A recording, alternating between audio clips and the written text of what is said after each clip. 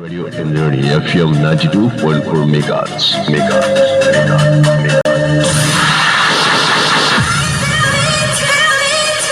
Always with you.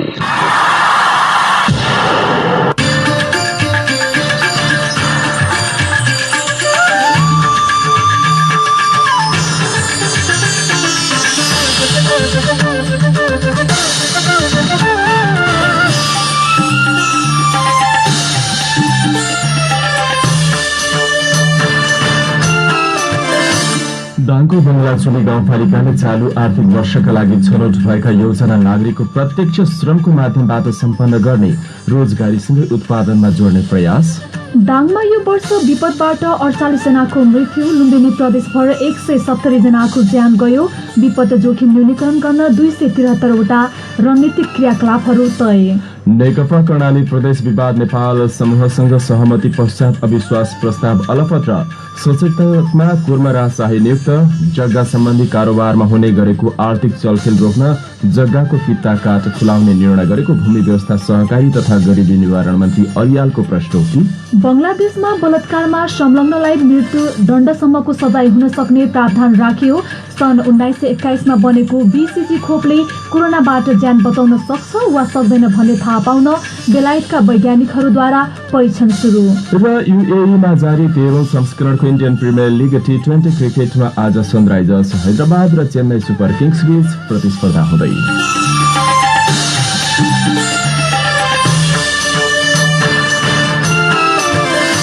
नमस्कार, इन्द्रेणी समाचारमा सहकर्मी कल्पनासँगै म छविको तपाईलाई हार्दिक स्वागत छ। इन्द्रेणी समाचार इन्द्रेणी एफएमको स्टुडियो 92.4 मेगाहर्जबाट अहिले प्रसारण भइरहेको छ। तपाई हामीलाई इन्द्रेणी एफएम 92.4 मेगाहर्ज, इन्टरनेटमा indrenefm.com.np र मोबाइल एप्लिकेसनबाट संसारैभरिकै साथ सुनिरहनु भएको छ। यस्तै सामाजिक सञ्जालबाट पनि एकैसाथ हामीलाई सुन्न सक्नुहुन्छ। दाङ देउखुरीको गढवामा रहेको रेडियो साझा आवाज 88.3 मेगाहर्जबाट पनि प्रत्यक्ष सुनिरहँदा अहिलेसम्मको समाचारको सिलसिला प्रारम्भ गरौं। अब मुख्य प्रसंगबाट। इन्द्रेणी समाचारमा प्रमुख समाचार विस्तार गर्नुभन्दा पहिले प्रधानमन्त्री केपी शर्मा ओलीले प्राकृतिक विपद जोखिम न्यूनीकरण सम्बन्धी अन्तर्राष्ट्रिय दिवसको अवसरमा व्यापक जागरण र साझा प्रयासबाट जोखिम न्यूनीकरण गर्न सकिने बताउनु भएको सम्बन्धी विशेष समाचार। प्रधानमन्त्री केपी शर्मा ओलीले सबैको साझा प्रयासबाट प्राकृतिक विपद जोखिम न्यूनीकरण गर्नुपर्ने बताउनु भएको छ। प्राकृतिक विपद जोखिम न्यूनीकरण सम्बन्धी अन्तर्राष्ट्रिय दिवसको अवसरमा आज आयोजित भर्चुअल कार्यक्रमलाई सम्बोधन गर्दै उहाँले व्यापक जागरण र साझा प्रयासबाट जोखिम न्यूनीकरण गर्न सकिने प्रस्ट्याउनु भएको हो। प्रधानमन्त्री ओलीले जोखिम प्रकट हुनै नपाउने र भइहालेमा त्यसको समाधान कसरी गर्ने भन्ने सम्बन्धमा सरकार तत्पर रहेको पनि स्पष्ट पार्नु भएको छ। केन्द्र सरकार, प्रदेश सरकार, स्थानीय तहमा केन्द्रले तय गरेका राष्ट्रिय नीति, रणनीति र कार्य योजना प्रवाहित गर्ने र सबै तहमा जानकारी गराउने काम भइराखेको पनि बताउनुभयो। विपद न्यूनीकरणका लागि मानवीय भावना, परोपकारी भावना र सहकार्यको भावनाको आवश्यकता रहेको पनि उहाँले जिकिर गर्नुभयो। प्रधानमन्त्री ओलीले पछिल्लो समय कोरोना भाइरसले मानवीय र अर्थतन्त्रमाथि गम्भीर क्षति पुर्याएकाले पनि सबै मिलेर न्यूनीकरणमा लाग्नुपर्ने धारणा व्यक्त गर्नुभएको छ। कोरोना संक्रमणको अहिलेको स्थितिले विश्व व्यवस्थाको सन्दर्भमा नयाँ ढंगले सोच्नुपर्ने समेत उहाँले बताउनु भएको छ। उहाँले यस वर्षको मनसुनमा 500 भन्दा बढीको संख्यामा मानवीय क्षति भएको र 1 अर्ब रुपैयाँ भन्दा बढीको आर्थिक क्षति भएको पनि जानकारी गराउनुभयो। दाङको बंगलाचुली गाउँपालिकाले चालू आर्थिक वर्षको लागि छनौट भएका योजनाहरूलाई नागरिकको प्रत्यक्ष श्रमको माध्यमबाट सम्पन्न गर्ने भएको छ। गाउँपालिकाको 8वटै ओडामा छनौट भएका विकास निर्माणका योजनाहरूमा उपभोक्ता समिति मार्फत स्थानीयहरूलाई श्रम लगाएर योजना सम्पन्न गर्ने रणनीति बनाएको गाउँपालिकाका अध्यक्ष भक्त बहादुर ओलीले जानकारी दिनुभएको छ। श्रममा आधारित योजनाले कोभिड-19 का कारण गाउँघरमा रहेका सयौं बेरोजगार जनशक्तिले प्रत्यक्ष रोजगार पाउने र यसले आर्थिक सुधारमा सहयोग पुग्ने अपेक्षा राखिएको अध्यक्ष ओलीले बताउनु भएको छ। बंगलाचुलीका उपभोक्ता समितिका पदाधिकारीहरूले छनौट भएका योजनाहरू सम्पन्न गर्दा डोजर एक्सकाभेटर बिने काम गर्नेछन्। गाउँपालिकाका 8वटै ओडाका उपभोक्ता समितिका पदाधिकारीहरूले योजनाहरू सम्पन्न गर्न डोजर र एक्सकाभेटर प्रयोग गर्न नपाउने भएका उहाँले बताउनु भएको छ, जसका लागि गाउँपालिकाद्वारा उपभोक्ता समितिका पदाधिकारीहरूलाई योजना सम्पन्न गर्न अभिमुखीकरण कार्यक्रम मार्फत प्रशिक्षण गर्ने काम भइरहेको पनि गाउँपालिकाका अध्यक्ष ओलीले बताउनु भएको छ। गाउँपालिकाले आज वडा नम्बर 1 देखि 6 नम्बर वडासम्मका उपभोक्ता समितिका पदाधिकारीहरूलाई श्रममा आधारित योजना सम्पन्न गर्न प्रशिक्षण गरेको छ। यसैबीच दाङको बंगलाचोली गाउँपालिकाले विद्यालयमा भइरहेको प्रत्यक्ष शिक्षण सिकाइ अनिश्चित कालका लागि स्थगित गरेको जानकारी गराएको छ। केही बेर अघि प्राप्त जानकारी अनुसार आज बसेको गाउँ शिक्षा समितिको बैठकले कोरोनाको जोखिम रहेको भन्दै अर्को सूचना नआउँदासम्मका लागि शिक्षण सिकाइ स्थगित गर्ने निर्णय गरेको हो। तर विद्यालय प्रशासन भने खुला रहने भएको शिक्षा अधिकृत ओम प्रकाश केसीले विज्ञप्ति मार्फत जानकारी गराउनु भएको छ। यता दाङको बबई गाउँपालिका र घोराही उपमहानगरपालिकाले हालको कोरोनाको जोखिमको अवस्थालाई मध्यनजर गर्दै पठन पाठन स्थगित गरेका छन्। वैकल्पिक विधि मार्फत प्रत्यक्ष भौतिक दूरी राखेर विद्यार्थीलाई विद्यालयमा बोलाएर पढाउन सक्ने अवस्था नरहेको भन्दै हालको अवस्थामा भर्चुअल वा अरू प्रविधिसँग जोडेर भने पठन पाठन गर्न सक्ने गरी निर्णय गरेका छन्। बंगलाचोली गाउँपालिकाले पठन पाठन सहज नभएकाले पठन पाठन अहिलेको अवस्थामा बन्द गरेको जानकारी गराएको छ भने घोराही उपमहानगरपालिकाले कार्तिक 15 गतेसम्मका लागि भर्चुअल माध्यम बाहेक अरू सबै पठन पाठन बन्द गर्ने निर्णय गरेको छ। लुम्बिनी प्रदेश आपतकालीन कार्य सञ्चालन केन्द्रका सूचना व्यवस्थापन अधिकृत खिलानाथ दाहालले दाङमा यो वर्ष विपदबाट 48 जनाको मृत्यु भएको जानकारी दिनुभएको छ। विभिन्न विपदका घटनामा परि थप 22 जना घाइते भएको दाहालले बताउनु भएको छ। अन्तर्राष्ट्रिय विपद जोखिम न्यूनीकरण दिवसको अवसरमा आज तुलसीपुरका स्थानीय सरकारका प्रतिनिधि र सरकारवालाहरूको बीचमा भएको भर्चुअल संवादमा दाहालले लुम्बिनी प्रदेशभर 170 जना मृत्यु भएको बताउनु भएको छ। त्यसबाहेक विपदबाट थप 144 जना घाइते भएको उहाँले जानकारी दिनुभएको छ। संवाद समूह सचिवालय र नेपाल रेड क्रस सोसाइटी दाङले आयोजनामा प्रभावकारी सुशासन रणनीतिक योजना विषयक संवाद कार्यक्रममा दाहालले विपद जोखिम न्यूनीकरण गर्न प्रदेशले 273 वटा रणनीतिक क्रियाकलापहरू तय गरेको बताउनु भएको छ। संघीय सरकारले 271 वटा रणनीतिक क्रियाकलाप तय गरेको भए पनि आफूले 4 वटा प्राथमिक क्षेत्र र 18 वटा कार्यहरू निर्धारण गरेर ती रणनीतिक क्रियाकलापहरू तय गरेको उहाँले जानकारी दिनुभएको छ। दाहालका अनुसार प्रदेशभरका 12 वटा जिल्लामा बितेको वर्षमा 408 वटा विपदका घटनाहरू भएका थिए। यसैबीच कार्यक्रममा तुलसीपुरकी उपप्रमुख माया आचार्यले उपमहानगरपालिकाले विपद व्यवस्थापन सम्बन्धी 10 वर्षीय दीर्घकालीन नीति तथा रणनीतिक कार्ययोजना निर्माण कार्य अन्तिम चरणमा पुगेको बताउनु भएको। त्यो नीति सन् 2020-30 सम्मका लागि निर्माण गर्न लागेको छ भनेर जानकारी दिनुभएको छ। कार्यक्रममा घोराइकी उपप्रमुख सीता सिगदेलले विपदको जोखिम न्यूनीकरण गर्न नगर स्तरीय विपद व्यवस्थापन समितिदेखि प्रत्येक वडाहरूमा वडा स्तरीय विपद व्यवस्थापन समिति गठन गरिसकेको जानकारी दिनुभएको छ। कार्यक्रममा शान्तिनगर गाउँपालिकाका अध्यक्ष कमान सिंह डाङ्गी, फोकल पर्सन कृष्ण कण्डेल, राप्ती गाउँपालिकाका उपाध्यक्ष जगदम्बा चौधरी, विपद फोकल पर्सन सुभाष भट्टराई, बबई गाउँपालिकाका फोकल पर्सन भुवन चन्द, बंगलाचोली गाउँपालिकाका प्रमुख प्रशासकीय अधिकृत नेपबहादुर ओली, तयार नेपाल परियोजनाका गोमा ओली, प्र्याक्टिकल एक्सनका प्रोजेक्ट म्यानेजर कृष्ण बसोला लगायतले आफ्नो धारणा राख्नु भएको थियो।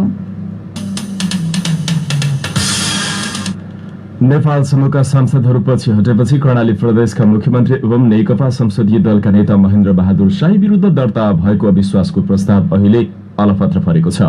आज भएको छलफलमा मुख्यमन्त्री शाही मन्त्री परिषद पुनर्गठन गर्न सहमत भएपछि नेपाल समूहका सांसदहरू अविश्वासको प्रस्तावबाट पछि हट्नु भएको हो। प्रस्तावमा हस्ताक्षर गरेका 18 सांसदहरूमध्ये नेपाल पक्षका 7 जना पछि हटेपछि अविश्वास प्रस्ताव समेत अलपत्रको अवस्थामा पुगेको छ। यो सँगै मुख्यमन्त्री विरुद्ध अविश्वासको प्रस्तावमा हस्ताक्षर गरेका नेपाल समूहका 7 सांसदले औपचारिक रूपमै आफ्नो समर्थन फिर्ता लिइसक्नु भएको छ। संसदीय दलका नेता शाही विरुद्ध आइतबार नेकपाकै 18 सांसदले संसदीय दलमा अविश्वासको प्रस्ताव दर्ता गराउनु भएको थियो भने प्रमुख सचेतक गुलाबजंग शाहले आज संसदीय दलको बैठक बोलाउनु भएको थियो। शाहले बोलाएको उक्त बैठकमा नेपाल समूहका 7 जना सांसद अनुपस्थित भएपछि कोरम नपुगेर बस्न नसकेको बताइएको छ। यस्तै छलफल सकिए लगत्तै मुख्यमन्त्री शाहीले नेपाल पक्षका सांसद कुर्मराज शाहीलाई नेकपा संसदीय दलको सचेतकमा नियुक्त गरिसक्नु भएको छ। थप 3 जनालाई मन्त्री बनाउने सहमति पनि भएको बताइएको छ।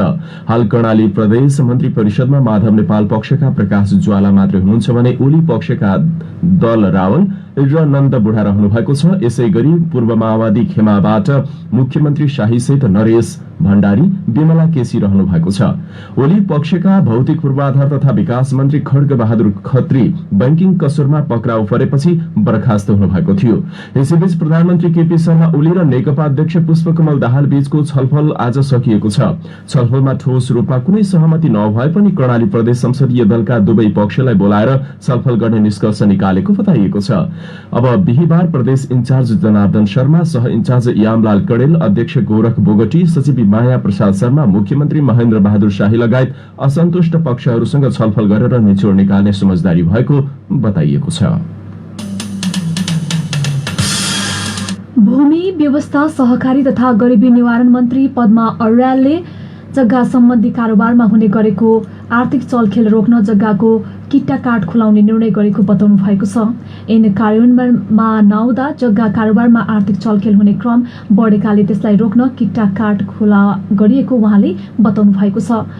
भू उपयोग ऐन 2076 समयमै कार्यान्वयन गर्न नसक्दा आर्थिक चलखेलबाट नहुने काम पनि हुने र पैसा नहुनेको हुने काम पनि नहुने क्रम बढेकाले किट्टा काट खुलाउने निर्णय गरेको मन्त्री अर्यालको भनाइरहेको छ। राष्ट्रिय सभाको राष्ट्रिय सरकार तथा समन्वय समितिमा मन्त्री अर्यालले आर्थिक चलखेलमा हुने गरेका सुशासन विरोधी गतिविधि रोक्ने हुटहुटीले किट्टा काट खुला गर्ने निर्णय गरेको पनि उहाँले बताउनु भएको छ। जनता र राष्ट्रका लागि काम गर्दा आफ्नो निजी स्वार्थ केही पनि हुने उल्लेख गर्दै उहाँले किट्टा काट खुला गरेपछि भइरहेको सबै आलोचनाहरूको स्पष्टीकरण दिन जरुरी नरहेको पनि बताउनु भएको छ। मन्त्री अर्यालले अहिले ऐन कार्यान्वयनको चरणमा आइसकेको पनि बताउनु भएको छ। हाल 533 स्थानीय तहमा भू उपयोग नक्सा हस्तान्तरण भइसकेको र बाँकी स्थानीय तहमा समेत हस्तान्तरणको गृह कार्य भइरहेको उहाँको भनाइरहेको छ। गत भदौ 18 गते मन्त्री स्तरीय निर्णयले कृषि भूमि किट्टा काट गर्न रोकथाम गर्ने निर्णय बदर गरेको थियो। सरकारको किट्टा काट खुला गर्ने निर्णय विरुद्ध सर्वोच्चमा अहिले रिट परेको छ। अहिले सो मुद्दा विचाराधीन अवस्थामा रहेको छ। विश्वको सर्वोच्च शिखर सगरमाथाको उचाइ घोषणा तयारीको काम अन्तिम चरणमा पुगेको सरकारी टोलीले जानकारी गराएको छ। उचाइ घोषणाको काम कहिले, कुन तहबाट र कस्तो कार्यक्रम गरेर घोषणा गर्ने भन्ने सम्बन्धमा नापी विभागले भूमि व्यवस्था, सहकारी तथा गरिबी निवारण मन्त्रालयसँग छलफल केन्द्रित गरेको छ। सगरमाथाको उचाइ मापनको काम 1 वर्ष अघि नै सकिएको थियो। नेपालले उचाइ मापन गरिरहेकै समयमा चीनसँग उचाइ संयुक्त रूपमा घोषणा गर्ने सहमति भएपछि नापी विभागले त्यसलाई पर्खेको बताइएको छ। गत वर्षको अक्टोबर महिनामा चीनिया राष्ट्रपति सी जिनपिङको भ्रमणको समयमा संयुक्त रूपमा सगरमाथाको उचाइ घोषणा गर्ने सहमति जुटेको थियो। सो भ्रमण पश्चात जारी गरेको संयुक्त विज्ञप्तिको बुँदा नम्बर 8 मा सगरमाथालाई दुई देशबीचको मित्रताको अनन्त प्रतीक मान्दै दुवै देशले प्रवर्धन गर्ने समेत उल्लेख गरिएको छ। यस्तै जलवायु परिवर्तनको विषय र वातावरण प्रवर्धनमा सहकार्य गर्ने कुरा समेत उल्लेख गरिएको छ। सो भ्रमणपछि चीनिया अधिकारीहरूले सन् 2020 को मे महिनामा चीन तर्फबाट उचाइ मापन गरेका थिए। पछिल्लो समय नेपाल र चीन बीचमा उचाइ घोषणाका सम्बन्धमा कुराकानी भइरहे पनि सरकारी अधिकारीहरूले यस विषयमा केही पनि बताएका छैनन्। कोभिड-19 का कारण घरमै रहेर वैकल्पिक माध्यमबाट सिकिरहेका विद्यालय तहका विद्यार्थीहरूलाई यस वर्ष परीक्षा नगराएर कक्षानोती गर्ने तयारी भएको छ। पाठ्यक्रम विकास केन्द्रका निर्देशक गणेश प्रसाद भट्टराईले विद्यार्थी सिकाइ सहजीकरण निर्देशिका र पाठ्य वस्तु समायोजन ढाँचाले मूल्याङ्कनलाई नै जोड दिएको स्पष्ट पार्नु भएको छ। वैकल्पिक सिकाइ मूल्याङ्कनका आधार र तयारी विषयको भर्चुअल अन्तर्क्रियामा भट्टराईले यो वर्ष पढाएर परीक्षा लिने नभई सिकाएर विद्यार्थीहरूको मूल्याङ्कन गर्ने उपयुक्त विधि बन्न सक्ने हुँदा त्यसैका आधारमा विद्यार्थीहरूलाई कक्षानोती गर्ने उचित हुने बताउनु भएको छ। अनलाइन, रेडियो, टेलिभिजन स्वाध्याय सामग्री मार्फत वैकल्पिक विधिबाट सिकिरहेका विद्यार्थीहरूको मूल्याङ्कन के कसरी गर्ने भन्ने अन्य विद्यालयहरूमा रहिरहेको अवस्थामा निर्देशक भट्टराईले यसबारे थप स्पष्ट पार्नु भएको हो। उहाँले शिक्षकहरूलाई 3 घण्टे परीक्षामा नअल्मेलिन आग्रह गर्दै वैकल्पिक माध्यमबाट सिकेका विद्यार्थीलाई 50 भन्दा बढी तरिका अपनाएर मूल्याङ्कन गर्ने विधि पाठ्य वस्तु समायोजन ढाँचामा दिएको बताउनु भएको छ। अङ्कको अल्झनमा परेर ग्रेडिङ गर्ने भन्दा पनि विद्यार्थीले जानेको र उनीहरूले गरेका क्रियाकलापलाई आधार मानी शिक्षकले मूल्याङ्कन गर्नुपर्ने उहाँको भनाइरहेको छ। पाठ्यक्रमका निर्देशक भट्टराईका अनुसार सामान्य अवस्था जस्तो तेस्रो त्रैमासिकसम्मको परीक्षा लिने नभई जम्मा 2 पटक विद्यार्थीको मूल्याङ्कन गरिनेछ। पछिल्लो मङ्सिरको अन्तिम खाता र अर्को चैत्रको पछिल्लो हप्ता मूल्याङ्कन गरिनेछ। विद्यार्थीको सिकाइ सहजीकरण निर्देशिका 2077 पनि मूल्याङ्कन, अभिलेखीकरण र प्रमाणीकरण सम्बन्धी उल्लेख गरेको छ। यसका लागि विद्यालयका प्रधानाध्यापक, विशेष शिक्षक र एकजना स्थानीय विज्ञ सम्मिलित समितिले काम गर्ने उल्लेख गरिएको छ। नेपाल निर्माण व्यवसाय महासंघले कोभिड-19 को बढ्दो प्रकोपसँगै मुलुकको समग्र अर्थतन्त्रमा नै गम्भीर आघात परिरहेकाले निर्माण उद्योगमा पनि भयावह असर परेको जानकारी गराएको छ। चैत्र 11बाट मुलुकमा लकडाउन सुरु भएसँगै अर्थतन्त्र निरन्तर ओह्रालो लागिरहँदा निर्माण व्यवसायीले पाउनुपर्ने र त भुक्तानी नपाएको रकमको आयतन पनि क्रमशः वृद्धि भइरहेको महासंघले जनाएको छ। लकडाउनको अवधिमा समेत निर्माण कार्य जारी राख्ने नेपाल सरकारको निर्णय बमोजिम देशभरका निर्माण व्यवसायहरू प्रतिकूल परिस्थितिका बावजुद पनि आफ्नो र परिवारको ज्यानलाई जोखिममा पारेर निर्माण कार्यमा संलग्न भएको महासंघले ठहर गरेको छ। हाल संक्रमण बढ़िरहेको अवस्थामा समेत जोखिमै लिएर भए पनि निर्माण व्यवसायलाई कार्यस्थलमा सक्रिय रहेको उसले बताएको छ। यस्तो विषम परिस्थितिमा समेत भौतिक पूर्वाधारको क्षेत्रमा अहोरात्र खटिरहेका निर्माण व्यवसायहरूले भुक्तानी नपाउँदा व्यवसायीहरूको आर्थिक व्यवस्थापनमा समेत गम्भीर र जटिल असर परिरहेकाले यसतर्फ विशेष ध्यान केन्द्रित गर्न पनि सम्बद्ध निकायलाई आग्रह गरिएको महासचिव रोशन बहालद्वारा हस्ताक्षरित विज्ञप्तिमा उल्लेख गरिएको छ। पाउनुपर्ने भुक्तानी समेत नपाउँदा निर्माण व्यवसायीहरूको मनोबल गिर्न गई उनीहरू पेशाबाट नै पलायन हुने गम्भीर खतरा उत्पन्न भएको भन्दै महासंघले सरोकारवाला निकायहरूको गम्भीर ध्यानाकर्षण गराएको छ। सुदूरपश्चिमको पहाडी जिल्लामा नियमित उडान भर्ने योजना बनाएको समिट एयरको ट्विन अटर विमान आज बझाङ पुगेको छ। कैलालीको धनगढी विमानस्थलबाट समिट एयरको 9N-XZ विमान 16 जना यात्रु बोकेर बझाङ पुगेको हो।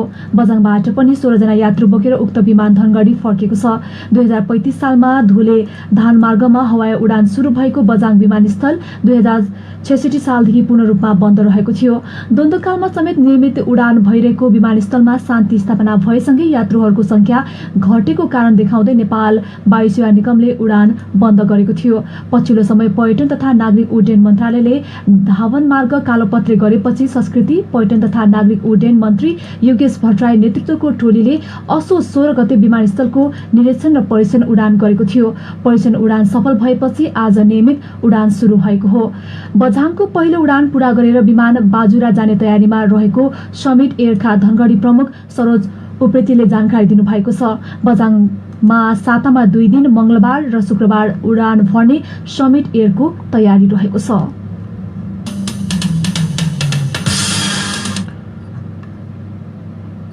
कोरोना अपडेट दाङमा आज अहिलेसम्म प्राप्त समाचारमा जनाएअनुसार राप्ती स्वास्थ्य विज्ञान प्रतिष्ठानले गर्ने कोरोना परीक्षण रिपोर्ट अहिलेसम्म अध्यावधिक हुन सकेको छैन। स्वास्थ्य कार्यालय दाङका कोभिड-19 फोकल पर्सन कमल चन्दले अहिलेसम्म कोरोनाको पछिल्लो अपडेट आइ नसकेको जानकारी गराउनु भएको छ। हिजो भने जिल्लाभर 53 जनामा कोरोना संक्रमण पुष्टि भएको थियो। जिल्लाभरका विभिन्न पालिका प्रमुख लगायत विभिन्न संघ संस्था तथा सरकारी कर्मचारीमा समेत हिजो कोरोना पुष्टि भएको थियो। विभिन्न पालिकाहरूबाट संकलित स्वाब परीक्षणका लागि पठाइएकोमा अहिलेसम्म परीक्षणको रिपोर्ट आइ नसकेको उहाँले जानकारी गराउनु भएको छ। उता नेपालमा भने कोरोना संक्रमितको संख्या दैनिक जसो वृद्धि भइरहेको छ। हालसम्म 1,15,358 जना कुल कोरोना संक्रमित नेपालभर पुगेको स्वास्थ्य तथा जनसंख्या मन्त्रालयले नियमित गर्ने पत्रकार सम्मेलन मार्फत जानकारी गराएको छ। स्वास्थ्य तथा जनसंख्या मन्त्रालयका अनुसार आज 3,556 नयाँ संक्रमित थपिएका छन्। पछिल्लो 24 घण्टामा 15,577 जनाको पीसीआर परीक्षण गर्दा आज मात्र 3,556 नयाँ संक्रमित थपिएका हुन्। तर 1,503 जना भने उपचारपछि निको भई डिस्चार्ज भएका छन् भने नेपालमा कोरोना पराजित गर्दै घर फर्किनेको संख्या 78,780 पुगेको छ। अब नेपालमा सक्रिय संक्रमितको संख्या 35,915 रहेको छ। तीमध्ये अधिकांश घरमै उपचार छन्। यस्तै पछिल्लो 24 घण्टामा थप 18 संक्रमितको मृत्यु भएको छ। कोरोनाबाट ज्यान गुमाउनेको संख्या नेपालमा 663 पुगेको छ। यसैबीच कोरोना भाइरस एन्टिजेन परीक्षणका लागि राष्ट्रिय जनस्वास्थ्य प्रयोगशालाले स्वीकृतमा मात्र कोरोना भाइरस एन्टिजेन परीक्षण गर्न पाइने स्वास्थ्य तथा जनसंख्या मन्त्रालयले जनाएको छ। मन्त्रालयले गरेको नेशनल टेस्टिङ गाइडलाइन चौथो संशोधन थप एन्टिजेन परीक्षणको मापदण्ड समेत राखिएको हो। एफडीए यूएए मान्यता प्राप्त किट र स्वास्थ्य सेवा विभागले स्वीकृत भएको किट मात्र प्रयोग गर्नुपर्ने मन्त्रालयका प्रवक्ता डाक्टर जागेश्वर गौतम गौतमले बताउनु भएको छ। राष्ट्रिय जनस्वास्थ्य प्रयोगशालाबाट अनुमति लिएको प्रयोगशालाले मात्र एन्टिजेन परीक्षण गर्न पाउने उहाँले जानकारी दिनुभएको छ। कोरोना संक्रमण भए नभएको थाहा पाउन गरिने एन्टिजेन परीक्षणको शुल्क 1000 तोकिएको उहाँले बताउनु भएको छ। उहाँका अनुसार यो शुल्क समयअनुसार परिवर्तन गरिनेछ।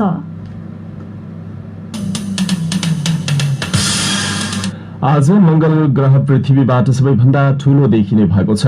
राति मंगल ग्रह पृथ्वी र सूर्यको सिधा रहने भएको अमेरिकी अन्तरिक्ष एजेन्सी नासाले जानकारी गराएको छ। तीनै ग्रह 180 डिग्री कोणमा रहनेछन्। यो घटनालाई खगोलशास्त्रको भाषामा मंगल ग्रहको अपोजिसन भनिन्छ। मंगल ग्रहको अपोजिसनको घटना प्रत्येक 2 वर्षमा हुने गर्दछ। राति नजिक देखिने पृथ्वी र मंगल ग्रह अब सन् 2022 को डिसेम्बर अघि नजिक देखिने छैन। अपोजिसनको खगोलीय घटना आज राति हुने भए पनि भएको मंगलबार 6 अक्टोबरमा नै मंगल ग्रह पृथ्वीको सबैभन्दा नजिक आइपुगेको थियो। इन्द्रेणी समाचारमा अब अन्तर्राष्ट्रिय समाचार। बंगलादेशमा बलात्कारमा संलग्नलाई मृत्युदण्डसम्मको सजाय हुन सक्ने प्रावधान राखिएको छ। बंगलादेशमा कानून संशोधन गरी बलात्कारको अपराधमा अधिकतम सजायका रूपमा मृत्युदण्ड दिन सकिने प्रावधान राखिएको बीबीसीले जनाएको छ। बंगलादेशका कानून मन्त्री अनिसुल हकले संशोधित कानून राष्ट्रपतिबाट आज जारी हुने र तत्काल लागू हुने बताउनु भएको छ। गएको हप्ता एक महिलाको सामूहिक बलात्कार गरेको भिडियो सामाजिक सञ्जालमा भाइरल भएपछि देशव्यापी रूपमा विरोध प्रदर्शन शुरू भएको थियो। त्यसपछि प्रधानमन्त्री शेख हसिनाको नेतृत्वमा आज बसेको मन्त्री परिषदको बैठकले कानून संशोधन गर्ने प्रस्ताव स्वीकृत गर्दै अध्यादेशबाट नयाँ कानून ल्याउने निर्णय गरेको हो। एनओ सलिस केन्द्र नामक एउटा मानव अधिकारवादी संस्थाका अनुसार 9 महिनाको अवधिमा बंगलादेशमा कम्तीमा 975 जना महिला बलात्कृत भएका थिए। तीमध्ये 200 भन्दा बढी घटना सामूहिक बलात्कारका रहेका छन्।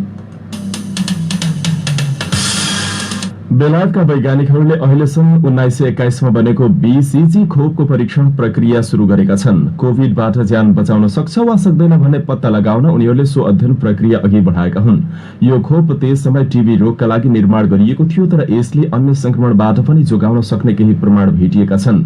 यसको ट्रायलमा अहिले 1000 भन्दा बढी मानिसहरू सहभागी हुने बताइएको छ। प्राय मानिसहरूको बाल्यकालमा नै यो खोप लगाइसकेका हुन्छन्, तर यसबाट अहिले लाभ हासिल गर्न फेरि लगाउन आवश्यक रहेको बताइएको छ। खोपहरू प्रतिरोधात्मक प्रणालीलाई नै विशेष रूपमा लक्षित गर्ने किसिमले डोज डिजाइन गरिएको हुन्छ, जसले कुनै निश्चित संक्रमण विरुद्ध सुरक्षा दिन्छ, तर यही प्रक्रियाले प्रतिरोधात्मक प्रणालीमा अति तीव्र परिवर्तन गर्न सहजता ल्याउँछ। यसैकारण यो खोपले अन्य संक्रमणहरूप्रति इम्युन सिस्टमको लागि प्रतिक्रिया दिन सक्ने र वृद्धि गर्न सक्ने वैज्ञानिकहरूले आशा व्यक्त गरेका छन्। इन्द्रेणी समाचारमा अब खेल समाचार। युएईमा जारी 13औं संस्करणको इन्डियन प्रिमियर लिग आईपीएल टी20 क्रिकेटमा आज सनराइजर्स हैदराबाद र साबिक उपविजेता चेन्नई सुपर किङ्स बीच प्रतिस्पर्धा हुँदैछ। दुबईमा हैदराबाद र चेन्नई आफ्नो 8औं खेलका लागि मैदान उत्रनेछन्। हैदराबाद र चेन्नई बीचको खेल नेपाली समयअनुसार साँझ 7:45 बजे शुरू हुनेछ। दुबई अन्तर्राष्ट्रिय क्रिकेट स्टेडियममा डेभिड वार्नरको कप्तानीमा रहेको हैदराबाद चौथो जितको खोजीमा हुनेछ। हैदराबाद 7 खेलमा 6 अङ्क जोडेर 5औं स्थानमा रहेको छ। चेन्नईलाई हराएर हैदराबाद अङ्क तालिकामा सुधार गर्न चाहन्छ। हैदराबादलाई हराएर चेन्नई तेस्रो जित निकाल्ने लक्ष्यमा हुनेछ। चेन्नई 7 खेलमा 4 अङ्क जोडेर पुछारबाट दोस्रो स्थानमा रहेको छ। यस्तै चेन्नई पछिल्लो भेटमा बिहोरेको हारको बदला समेत लिने योजनामा हुनेछ। यिनै देश विदेश खेल समाचारका साथ हामी इन्द्रेणी समाचारको अन्त्यमा छौं। जाँदा जाँदै प्रमुख समाचार शीर्षक फेरि एकपटक। दाङको बङ्गाचुली गाउँपालिकाले चालु आर्थिक वर्षका लागि छनौट भएका योजना नागरिकको प्रत्यक्ष श्रमको माध्यमबाट सम्पन्न गर्ने, रोजगारीसँगै उत्पादनमा जोड्ने प्रयास। दाङमा यो वर्ष विपदबाट 48 को मृत्यु, लुम्बिनी प्रदेशभर 170 को ज्यान गयो। विपद जोखिम न्यूनीकरण गर्न 273 वटा रणनीतिक क्रियाकलापहरू तय। नेकपा कर्णाली प्रदेश विवाद नेपाल समूहसँग सहमतिपछि अविश्वास प्रस्ताव अलपत्र, सचेतकमा कुर्मराज शाही नियुक्त। जग्गा सम्बन्धी कारोबारमा हुने गरेको आर्थिक चलखेल रोक्न जग्गाको किट्टा कार्ड खुलाउने निर्णय गरेको भूमि व्यवस्था सहकारी तथा गरिबी निवारण मन्त्री अर्यालको प्रश्नोक्ति। बंगलादेशमा बलात्कारमा संलग्नलाई मृत्युदण्डको सजाय हुन सक्ने प्रावधान राखियो। सन् 1921 मा बनेको BCG खोपले कोरोनाबाट ज्यान बचाउन सक्छ वा सक्दैन भन्ने थाहा पाउन बेलायतका वैज्ञानिकद्वारा परीक्षण सुरु। र युएईमा जारी 13औं संस्करणको इन्डियन प्रिमियर लिग T20 क्रिकेटमा आज सनराइजर्स हैदराबाद र चेन्नई सुपर किङ्स बीच प्रतिस्पर्धा हुँदै। हवस् त अहिलेलाई बेलुकी 5:30 को यो इन्द्रेणी समाचार सकियो। समाचार सुनेर साथ दिनुहुने यहाँहरू सबै श्रोता र प्रविधि संयोजन गरी साथ दिने प्राविधिक साथी सीमा पाण्डेलाई धेरै धन्यवाद। बेलुकी 7:30 बजे अब तपाईँ अर्को इन्द्रेणी डायरी सुन्न सक्नुहुनेछ। अहिलेलाई समाचार कक्षका सबै सहकर्मीहरूसँगै साथी कल्पना अनि म छवि आज्ञा माग्छौं। नमस्कार।